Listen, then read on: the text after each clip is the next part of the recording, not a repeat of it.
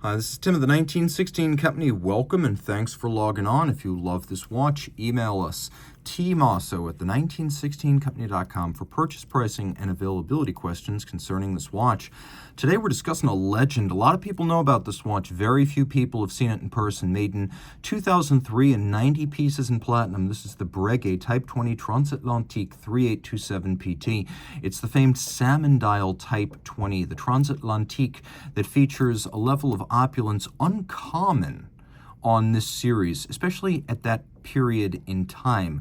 This is anything but a utilitarian timepiece, and if you've only ever seen pictures of it online, you're probably not going to see all of the details I'm about to reveal. So let's talk about size first. It's massive in the hand, but it's not big.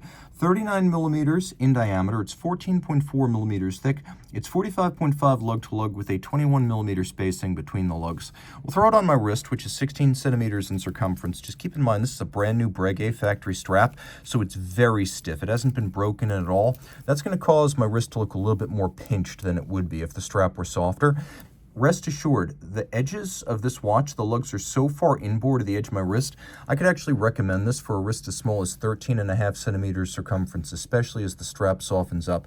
It's not that thick. You can see a lot of the thickness is the slope of the bezel, and it's the slope of the crystal combined. So it actually will fit underneath a lot of dress cuffs and certainly all jacket cuffs. Take a look over the top, the cuff shot, one more, and then down the barrel, roll it one more time.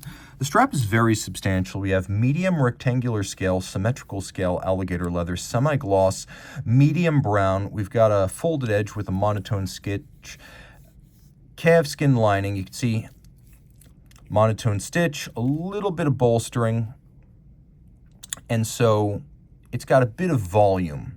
This will soften up as it breaks in, but they're giving you a very high quality strap.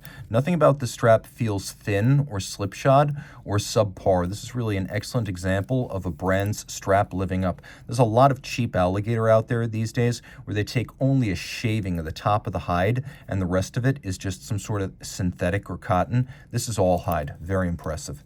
Taking a look at the buckle, okay, it's friction fit, but you'll be happy to know it is hallmarked platinum. So unlike a lot of brands which give you white gold buckles, you can see this one is a platinum buckle on a platinum watch, as it should be.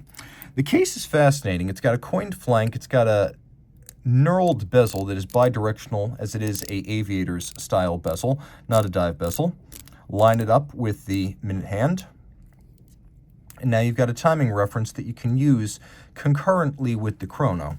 So let's do a quick loom shot and get a sense of how this watch is loomed. As you can see, quite surprisingly, the entire big eye style minutes register, its hand is hidden under the minute hand, but you can see it right there. The dial is well loomed, chrono seconds is loomed, chrono minutes is loomed, the bezel pearl is loomed. This is a really useful dark environment timing instrument. You can also see that the lacquering inside all the numerals is still perfectly intact. Moving on to the rest of the features of the case, this is a screw-down crown, so the watch is maybe a little bit surprisingly 100 meters water resistant, far more than you expect on a pilot-style watch. And when I press the trigger, remember, this is a flyback, just like the original Type 20 of 1954, Retour en vol, and so it is a flyback action. So if you need to time two things that occur in rapid succession, maybe you don't have time to do this, simple. Interval 1 ends, interval 2 starts, just like that. You might recall I described the minute counter as big I. What do I mean by that? Well, what I mean, by the way, if you have the chrono engaged on one of these Lemania calibers, when you set the time, it will move the minutes hand. So a big eye style register means they've more or less reasoned you don't need chrono hours. It's not one of those things that's typically going to be referenced on a constant basis. Minutes is more important. So this eye, if you imagine the chronograph having eyes, this one over near the crown is a lot bigger and it's calibrated. So we have that. You'll also note that we have the flyback action, because aviators often have to time consecutive events, syringe-style extensions on the baton hands, and this is where you really miss the detail. If you've only ever seen pictures of this watch online, notice how The dial itself has an azurage or concentric pattern. You've got them on the sub-registers, but then the dial itself has that. We also have these lovely serif heavy white gold applique numerals to match white gold hands at center, and I love the lollipop style counterweight of the seconds hand. Another feature that's rare on these watches is a display caseback, as this movement based on the Lemania 1350 typically is not visible on Type 20s. So you have automatic winding via a bidirectional pawl-based winding system. This goes by the Breguet code 582Q/1, but keep in mind it's a Lemania 1350 that's been decorated and upgraded for Breguet. 25 joules, 4 hertz beat rate, 48-hour power reserve.